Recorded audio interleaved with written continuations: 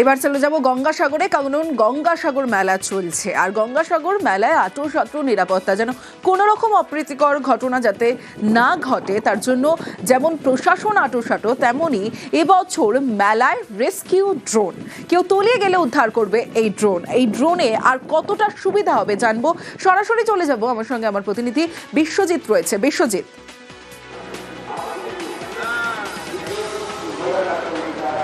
হ্যাঁ দেখো তমশ্রী, অনেকটাই সুবিধা হবে পুণ্যার্থীদের ক্ষেত্রে, কারণ যে সমুদ্রে পুণ্যার্থীরা স্নান করতে নামে একেবারে বিশাল একটা যেটা সমুদ্র তট, এবং সেখানে কিন্তু সিভিল ডিফেন্সের কর্মীরা কিন্তু একেবারে 24 ঘন্টা নজরদারি চালাচ্ছে।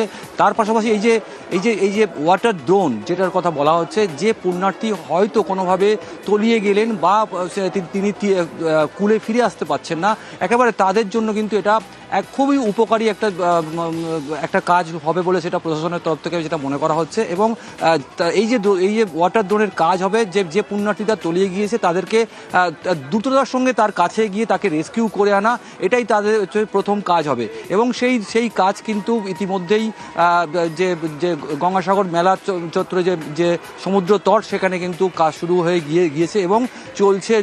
একেবারে যে নিখুঁত একেবারে নজরদারি চালানো হচ্ছে, একেবারে যারা স্নান করছে তাদের উপর যেমন নজরদারি চালানো হচ্ছে, এবং যে পুণ্যার্থীরা যারা পুজো দিতে আসছেন এবং যারা রাস্তায় অসুস্থ হয়ে পড়ছেন তাদের দিকেও কিন্তু খেয়াল রাখছে প্রশাসন।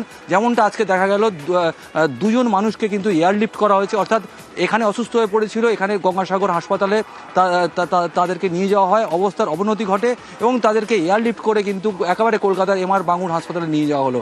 একেবারে এইভাবেই কিন্তু প্রশাসনিক তৎপরতা কিন্তু এই মুহূর্তে গঙ্গাসাগরে তুঙ্গে রয়েছে। তমশ্রী, বেশ।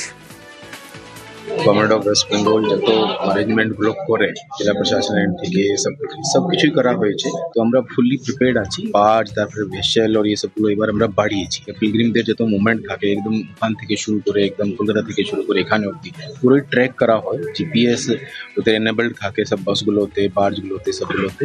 তো আমাদের অ্যারেঞ্জমেন্ট একদম প্রপার আছে। দুয়ারে রিপোর্টার এবার আপনাদের দেখাবো ইকো ফ্রেন্ডলি রোড।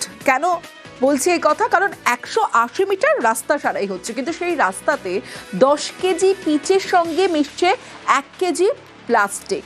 অর্থাৎ পরিবেশকে মাথায় রেখেই রাস্তা সারাই। কেন এই উদ্যোগ জানবো, সরাসরি চলে যাব। সমীর রুদ্র রয়েছে আমার সঙ্গে। সমীর, প্রশাসন কেন এই উদ্যোগ কি জানাচ্ছে?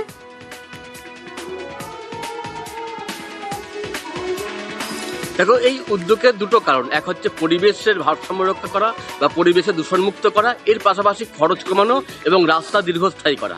তো নাকাশিপাড়ার মাঝের গ্রাম পঞ্চায়েতের মাঝের গ্রাম মোড় থেকে সমবায় পর্যন্ত রাস্তাটা দীর্ঘদিন বেহাল ছিল এবং 3.5 লক্ষ টাকা ব্যয়ে সেই রাস্তাটি সংস্কার করা হচ্ছে। কিন্তু এর জন্য কি ব্যবহার করা হচ্ছে না, আমাদের আশেপাশে যে প্লাস্টিক ছড়িয়ে ছিটিয়ে পড়ে থাকে, সেই বজ্র প্লাস্টিক, এগুলোকে রিসাইকেল করে পুনরায় তৈরি করা হচ্ছে প্লাস্টিকের গুটি, এবং সেগুলোকে পিচের সঙ্গে মিশিয়ে সেই রাস্তা করা হচ্ছে এবং রাস্তার উপরে এই প্লাস্টিকের কোটিং দেওয়া হচ্ছে।